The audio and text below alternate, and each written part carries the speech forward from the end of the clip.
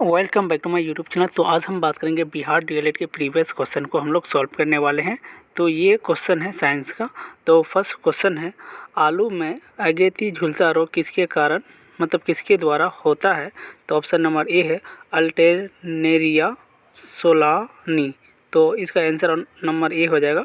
उसके बाद next question है, निम्नलिखित में से कौन सा मैग्नीशिया मिल्क ऑफ मैग्नीशिया का सूत्र है। यहाँ पे दिया है मिल्क ऑफ मैग्नीशिया।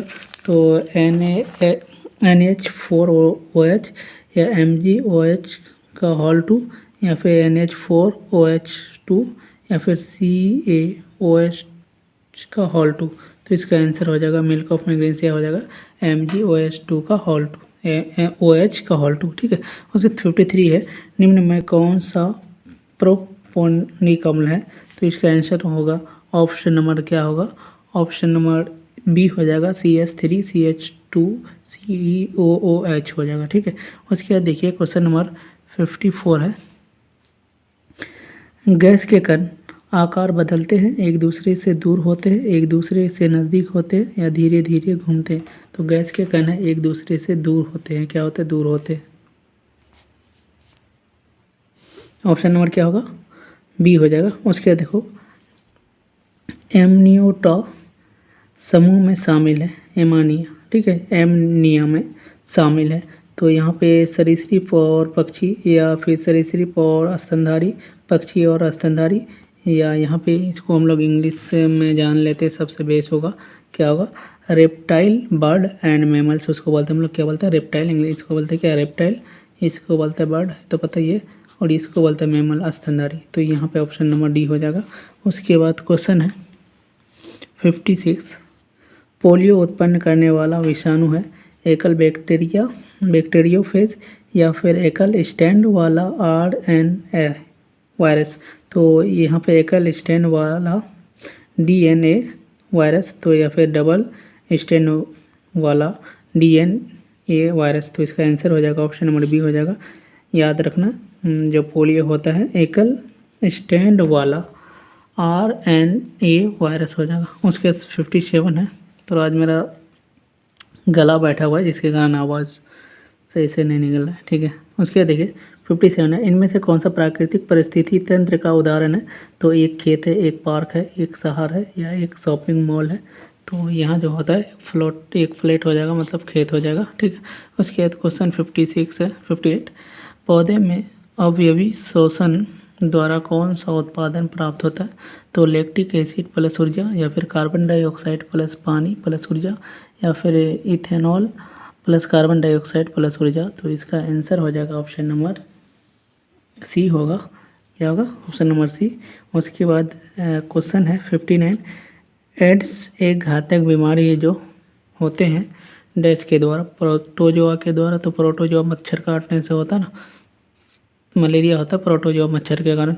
उसके बाद एक एकल हो जाएगा या एक जीवाणु हो जाएगा या एक विषाणु होगा। तो इसका आंसर हो जाएगा ऑप्शन नंबर डी हो जाएगा, एक विषाणु होगा। उसके बाद देखिए क्वेश्चन 60 है, इंपॉर्टेंट क्वेश्चन है, अगर किसी तत्व को क्षैतिज तल से थीटा मतलब कोई भी कोण यहाँ पे लेना है, कोण पर प्रारंभिक वेग यू से ऊपर की ओर फेंका जाए तो वस्तु अधिकतम किस ऊंचाई तक पहुँचेगी। तो इसका याद रखना है you square plus sine square. देखो दोनों में स्क्वायर रहना चाहिए। देखो यहाँ पे जो याद करने का ट्रिक होगा, तो यहाँ पे u square sine theta by g होगा। तो यहाँ पे u square sine theta by 2g, यहाँ पे यू स्क्वायर साइन स्क्वायर। तो यहाँ पे जो दोनों स्क्वायर रहेगा उसमें आंसर मानना u square sine square theta by g 2g। ठीक है। क्वेश्चन है 61, न्यूटन के सार्वत्रिक गुरुत्वाकर्षण नियम के अनुसार किन्हीं दो वस्तुओं के बीच लगने वाला गुरुत्वाकर्षण बल क्या होता है।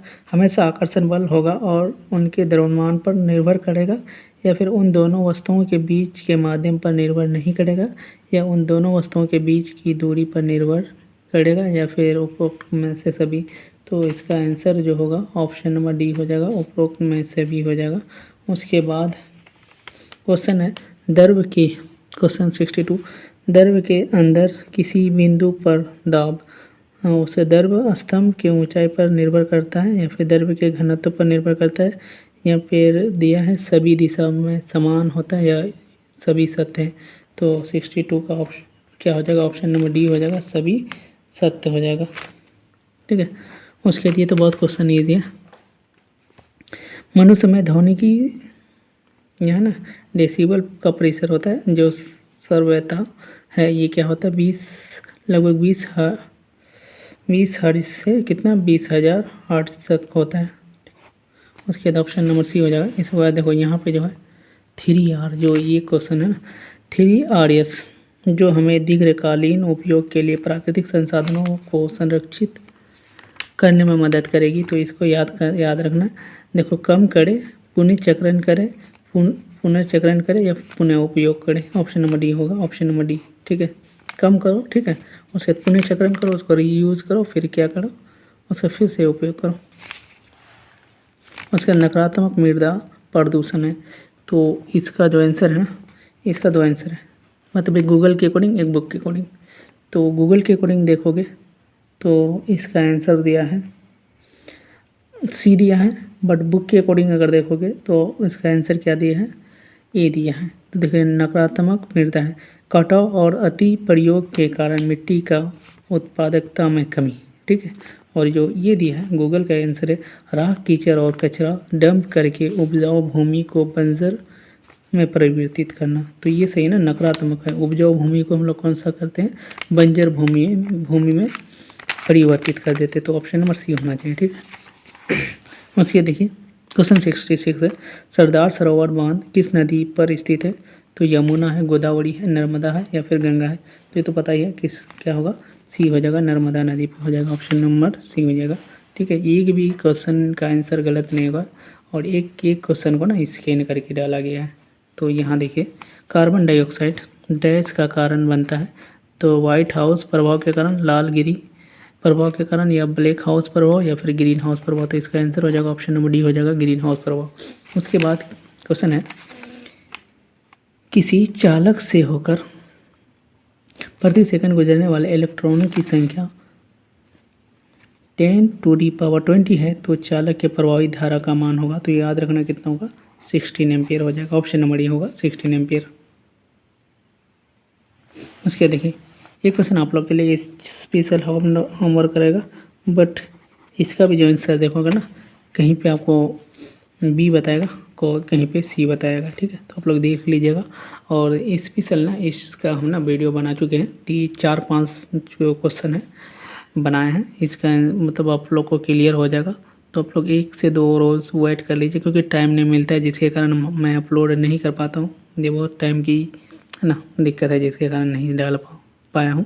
तो 1-2 दिन के अंदर कोशिश करूँगा कि डाल दें इसको, ये इस टाइप का वीडियो। कम से कम 5 से 10 क्वेश्चन है इस टाइप का। ठीक है, मानव नेत्र में किस प्रकार का लेंस पाया जाता है। तो उत्तल लेंस, अवतल लेंस या वलयाकार लेंस या इनमें से सभी। तो इसका आंसर है, सॉरी इनमें से कोई नहीं, तो इसका आंसर हो जाएगा ऑप्शन नंबर ए हो जाएगा, उत्तल लेंस हो जाएगा। ठीक है, उत्तल। तो गाइस अगर वीडियो अच्छा लगे तो चैनल को सब्सक्राइब एंड शेयर जरूर करना। Thank you for watching my video, see you again next video.